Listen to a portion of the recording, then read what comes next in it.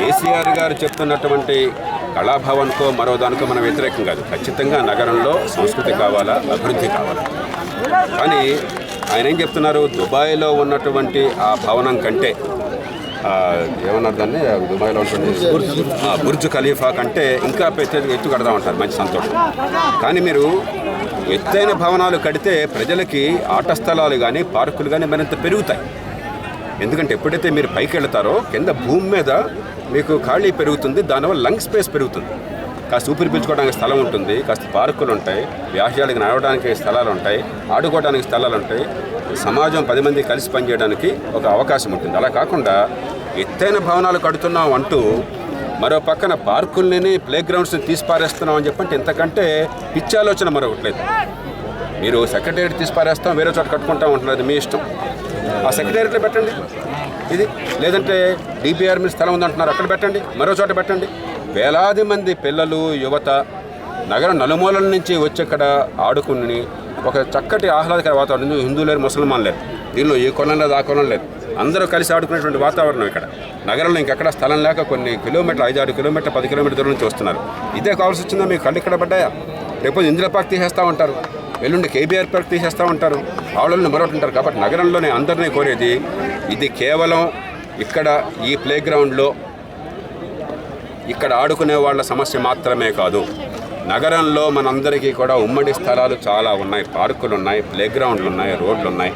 అది అవసరం ఉన్న వాళ్ళందరూ కూడా ఈ స్థలాలు మినహాయించి వీటిని మాకు లంగ్ స్పేసులుగా మా సమాజ అవసరాలకు ఉపయోగించేట్టుగా మినహాయించి మిగతా చోట్ల మీరు కావాల్సిన బిల్డింగ్లన్నీ కట్టుకోండి. సెక్రటేరియట్ కట్టుకోండి, 100 అంతస్తులు కట్టుకోండి, కమర్షియల్ బిల్డింగ్స్ 150 అంతస్తులు కట్టుకోండి, ఆ బుర్జ్ ఖలీఫా కంటే ఎక్కువ ఎత్తు కట్టుకోండి, లేకపోతే కళాభవన్ 1000 కోట్లతో కట్టండి, 10,000 కోట్లతో కట్టండి. చాలా సంతోషం. మేము కూడా మాకు ప్రవేశం వచ్చినట్టయితే ఫ్రీగా చూపెడితే మేము కూడా వచ్చి చూస్తాం, మాకు అభ్యంతరం లేదు.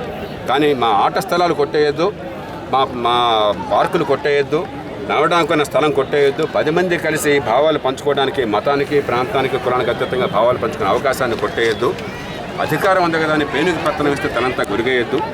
మీకు బాధ్యత ఇచ్చింది ప్రజల స్థలాలను కాపాడడానికి, ప్రజల హక్కుల్ని కాపాడడానికి, ఈ పిల్లల బాల్యాన్ని కాపాడడానికి, ఈ యువతకి కొంతైనా విరామం ఇవ్వడానికి. లేకపోతే హింస పెరిగిపోతుంది, ఒత్తిడి పెరిగిపోతుంది, మనుషుల జీవితాల్లో వేగం పెరుగుతున్న నగరాల్లో కసి పెరిగిపోతుంది, విద్వేషాలు పెరిగిపోతాయి. అది మంచిది కాదు సమాజానికి. ఆట స్థలాలు, పార్కులు, నడవడానికి పనికొచ్చే ప్రదేశాలు, 10 మంది కలవడానికి పనికొచ్చే ప్రదేశాలు, వాటన్నిటిని దయచేసి అయ్యా కాపాడండి. వాటి మీద మీ కన్ను పక్కన పెట్టేయండి, వేరే వాటి మీద మీ కళ్ళు పెట్టండి అని కోరుతున్నాను. అభివృద్ధి పనులకు వ్యతిరేకం కాదు. అభివృద్ధి అని చెప్పంటే కొన్ని వేల మంది ఇక్కడ వచ్చి ఆడుకుంటుంటే దాదాపు 10-12 వార్డుల దగ్గర నుంచి హైటెక్ సిటీ నుంచి మీ కాచిగూడ దాకా ఇక్కడికి వచ్చి ఆడుకుంటుంటే చుట్టూ ఉన్న ప్రాంతంతో సహా వీళ్ళందరికీ ఆటలు లేకుండా ఇంట్లో పోయి టీవీలు చూడండిరా, లేకపోతే పోర్నోగ్రఫీ చూడండిరా అని చెప్పండి. అది అభివృద్ధి అవుతుందా? అభివృద్ధి అంటే ఏమిటి? సమగ్రమైన అభివృద్ధి కావాలి. పిల్లలకి ఆడుకోవడానికి సమయం కావాలి.